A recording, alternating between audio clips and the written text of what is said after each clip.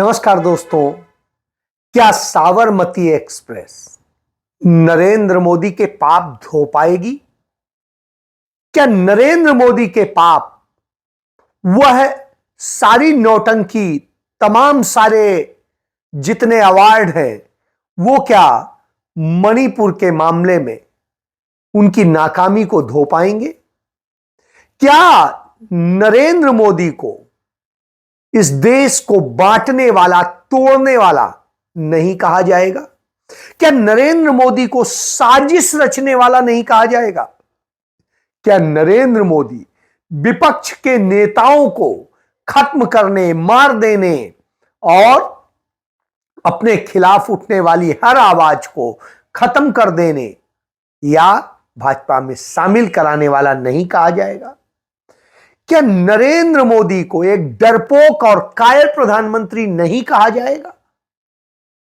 जब ये सारे सवाल आते हैं, नरेंद्र मोदी ही सबसे कायर प्रधानमंत्री है भारत के इतिहास में।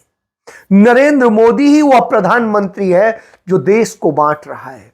नरेंद्र मोदी ही वह प्रधानमंत्री है जो विपक्ष के नेताओं को खत्म करने की साजिश रचता है। और नरेंद्र मोदी के पाप कोई साबरमती एक्सप्रेस नहीं रोक पाएंगे। जी हां, नरेंद्र मोदी ने बड़ी प्रशंसा की आने वाली फिल्म साबरमती एक्सप्रेस की। चुनाव के दौरान ही ऐसी फिल्मों के ट्रेलर जारी होते हैं और उनमें दिखाया जाता है कि नरेंद्र मोदी तो बड़े साफ सुथरे, बड़े अच्छे हैं, जो उन्होंने कहा था। साबरमती एक्सप्रेस में आग कैसे लगी, इसकी जांच जिस कमीशन ने की, उस कमीशन ने टेक्निकल और हर तरह की जांच के बाद, विशेषज्ञों की जांच के बाद यह कहा कि साबरमती एक्सप्रेस में अंदर से ही आग लगी थी, बाहर से किसी ने आग नहीं लगाई थी। तो अंदर से आग किसने लगाई? अंदर तो कथित राम भक्त थे, वो अंधभक्त थे, वह लोग थे। तो क्या आरएसएस वालों ने लगाई, बीजेपी वालों ने लगाई, नरेंद्र मोदी ने लगवाई? किसने लगवाई? यदि पूर्व मुख्यमंत्री गुजरात के शंकर सिंह बाघेला की मांगने, तो साबरमती एक्सप्रेस में आग लगवाई थी नरेंद्र मोदी ने, लगवाई थी। यदि माने कि जो गुजरात दंगे हुए उनमें तमाम हजारों हजार कत्लेआम हुए, वो नरेंद्र मोदी की सहमति से हुए और पुलिस, नरेंद्र मोदी, अमित शाह और उनके पूरे गैंग ने इस पूरे खेल को रचा था। जो तमाम लड़कियों के साथ रेप हुए, गैंग रेप हुए और सब कुछ हुआ, वो सब नरेंद्र मोदी ने रचा था। लेकिन नरेंद्र मोदी का जब सच सामने लाया जाता है तो वो डर जाते हैं। आपको याद होगा, बीबीसी ने इसको लेकर के डॉक्यूमेंट्री बनाई थी। डर नहीं था तो चलने देते, जिसको ठीक लगता देखता, जिसे नहीं लगता नहीं देखता। कुछ लोग उसे सही बताते, कुछ लोग गलत बताते, लेकिन नरेंद्र मोदी ने उसे भारत में बैन करा दिया। अब आप समझ सकते हैं बीबीसी की उस डॉक्यूमेंट्री का, जिसमें सिर्फ सच थे, एविडेंस थे, कोई झूठ नहीं था, तथ्यात्मक था। बहरहाल वो 2 किस्तें जारी हुई, दोनों बैन। इसके बाद नरेंद्र मोदी ने क्या किया? कभी कश्मीर फाइल्स लेके आते हैं, एक फैलाने की कोशिश करते हैं कि कश्मीर में किस तरीके से कत्लेआम हुआ, सब कुछ हुआ, सारी के हम भी मान लेते हैं। तो क्यों हुआ? उस समय तो भाजपा समर्थित सरकार थी केंद्र में, केंद्र का ही भेजा हुआ राज्यपाल जगमोहन था, बीजेपी का नेता था और वो भाजपा की पसंद था। वहां की चुनी हुई सरकार को बर्खास्त कर दिया गया था और वहां उनका राज्यपाल का शासन लगा दिया गया था। तो फिर किसने किया, क्यों किया, किसने कराया? साफ सी बात है। तो जिन्हें सच नहीं पता है वो तो इधर उधर बहके, लेकिन जिन्हें सच पता है उन्होंने इसका खुलासा कर दिया। उसके बाद में जब चुनाव आया तब केरल फाइल्स आ गई, और जो केरला स्टोरी आई उसमें भी इसी तरह नफरत फैलाने के तमाम खेल किए गए। बहरहाल दाल नहीं गली, नहीं हो पाया जो वो चाहते थे। एक्सीडेंटल प्राइम मिनिस्टर बनवाया नरेंद्र मोदी ने। याद करिए, संसद के भीतर हमारे पूर्व प्रधानमंत्री, जो दुनिया में इज्जत के साथ जिनका नाम लिया जाता है, इतने विद्वान, इतने योग्य प्रधानमंत्री डॉक्टर मनमोहन सिंह, इतने बड़े अर्थशास्त्री, उनके लिए क्या क्या शब्द इस्तेमाल करें। रेनकोट पहनकर नहाते हैं और न जाने क्या क्या। उन पर यह फिल्म बनवाई गई, और क्या हुआ उस फिल्म का आप समझ सकते हैं। इस तरीके के अब इंदिरा गांधी पर एक फिल्म बनवा रहे हैं, उन्हीं की चहेती सांसद बना रही है। तो इस तरह के खेल करते हैं, उन्हें पैसा कमवा देते हैं, सब कुछ कमवा देते हैं, और होता क्या है, ढाक के तीन पार। क्योंकि कुछ सच होता ही नहीं है, झूठ, अथाह झूठ, इसीलिए वो फेल हो जाती है। तो यह पूरा खेल नफरत का खेल है। कटोगे तो बटोगे, बटोगे तो कटोगे, पता नहीं क्या क्या कहते हैं, मैं तो सेंटेंस ही सही नहीं बोल पाता हूं। उसके बाद रहोगे तो एक, रहोगे तो सेफ रहोगे, पता नहीं। अरे भाई, ये तो हम भी कहते हैं कि एक रहोगे तो सेफ रहोगे। हिंदू, मुस्लिम, सिख, ईसाई, बौद्ध, पारसी सब एक होकर के रहे, सब एक होकर के जिए। और यही नहीं, सभी जातियां एक होकर के रहे, मुद्दे पे लड़े कि हां, हमारी शिक्षा की क्या व्यवस्था है, हमारे रोजगार की क्या है, हम महंगाई का क्यों शिकार हैं, हम क्यों नहीं आगे बढ़ पा रहे हैं, हमारा रुपया क्यों लगातार गिर रहा है, अफगानिस्तान जैसे देश से हमारी मुद्रा गिर जाती है। तो अब आप सोचिए, डॉलर तो डॉलर, हम अफगानिस्तान से उससे भी गिर जा रहे हैं।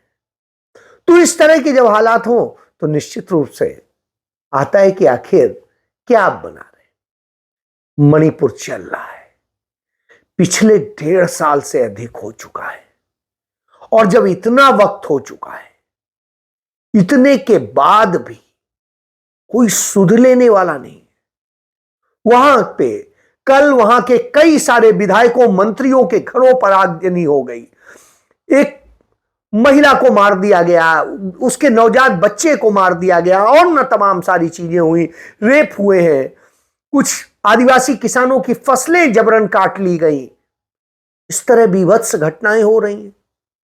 और आज फिर 4 एमएलए के यहां हमला हो गया, मुख्यमंत्री के बंगले तक सब पहुंच गए, और सारी तरह से लग रहा है कि इस देश के अंदर न कोई सेना है, न पुलिस है, न कुछ है। अजीब अराजकता है।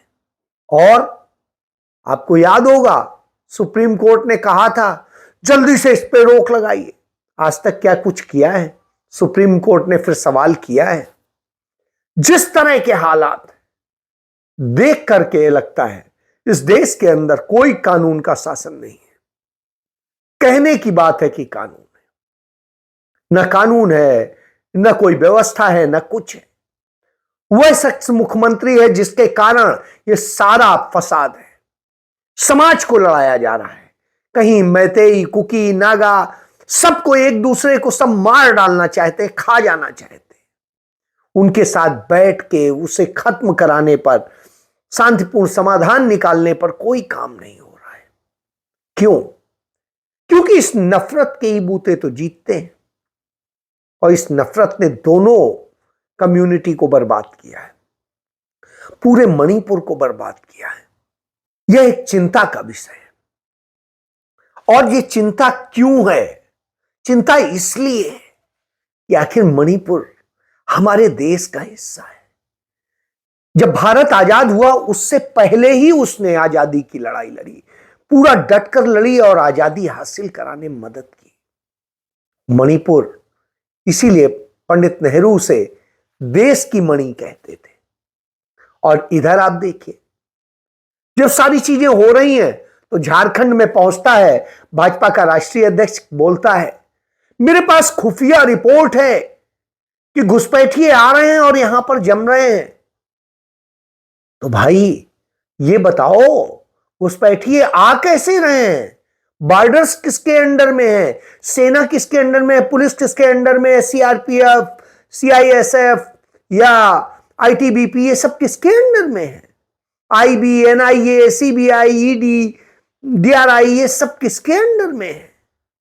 एंटी टेररिस्ट वो किसके अंडर में है? क्यों नहीं कार्रवाई कर रहे हैं?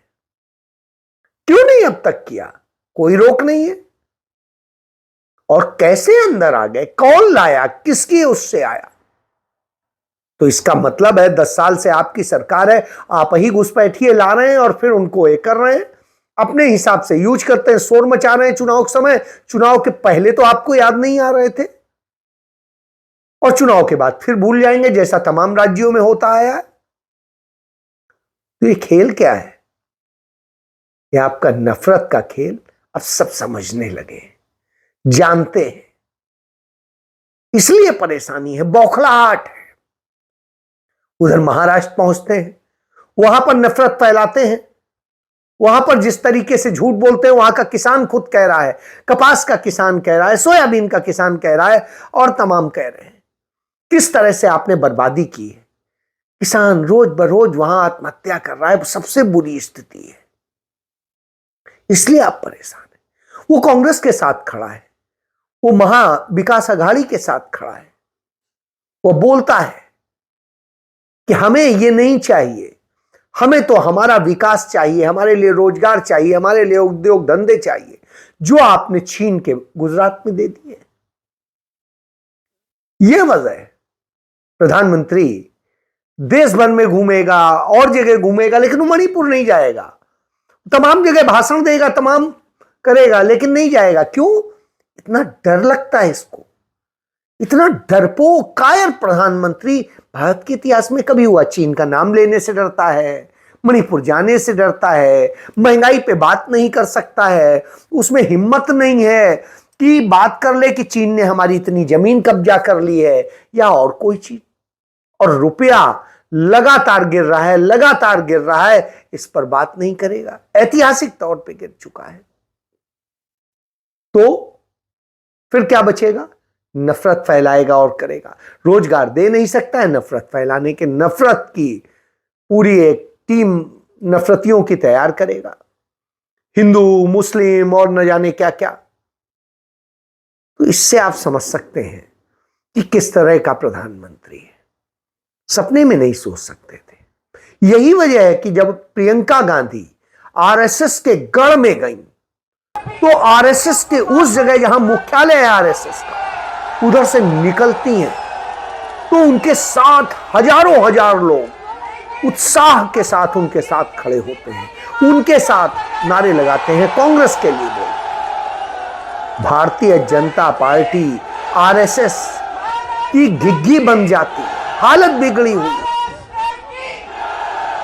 तो आप इससे समझ लीजिए यह हालत है। उधर आदिवासी उन्हें बार बार आईना दिखा रहा है, बता रहा है कि हमारे राज्य को यह मत करिए, तो वहां तोड़ने की बात करते हैं। अडानी का वह दलाल जो इनका सांसद है, वह दुबे, कहता है हम संथाल परगना को अलग तोड़ के राज्य बना दें। वैसे झारखंड कोई बहुत बड़ा नहीं है, 81 सीटों वाला राज्य है, और उस राज्य को भी कह रहा है कि उसमें संथाल परगना तोड़ दें। यानी आदिवासियों के भी टुकड़े टुकड़े करने, बांटने का काम ये करने की बात कर रहे हैं। इन्होंने कहा तो था छत्तीसगढ़ में आदिवासियों को लेकर तमाम वायदे किए थे, और जैसे ही सरकार बन गई वैसे ही आदिवासियों पर हमले हो गए। किस तरीके से हंसदेव का जंगल काटा गया? क्यों? क्योंकि नरेंद्र मोदी असल में प्रधानमंत्री नहीं है, गौतम अडानी का एजेंट है। और जब प्रधानमंत्री के पद पर बैठा व्यक्ति गौतम अडानी का एजेंट हो, तो फिर उसकी पूरी टीम वही होती है। तो गौतम अडानी के लिए सारे काम होते हैं। विदेश जाते हैं तो गौतम अडानी के लिए, ठेके पट्टे दिलाने होते हैं तो अडानी के लिए, सब कुछ अडानी के लिए। नाइजीरिया गए, नाइजीरिया के लोगों कहते हैं कि वो नशे लाते हैं और सब कुछ करते हैं, और आज नशे का धंधा पूरे देश में कौन चला रहा है? वही गुजरात लाबी, वही अडानी के पोर्ट से सब कुछ आ रहा है। तो यानी आप यह समझ लीजिए, नरेंद्र मोदी विदेश जा रहा है, किसी देश में जा रहा है, उन देशों में जा रहा है जिनका आपने नाम नहीं सुना होगा, तो वहां पर जाकर के वो धंधे की बात करता है अडानी के लिए। और अडानी अमेरिका के राष्ट्रपति का जो मत्था टेक करके बोल रहे हैं वो इसलिए कि शायद यहां एक माहौल बिगड़े तो हम भाग के वहां चले जाएं, हमारे लिए जगह बने, क्योंकि वहां भी वही मॉडल आ गया है।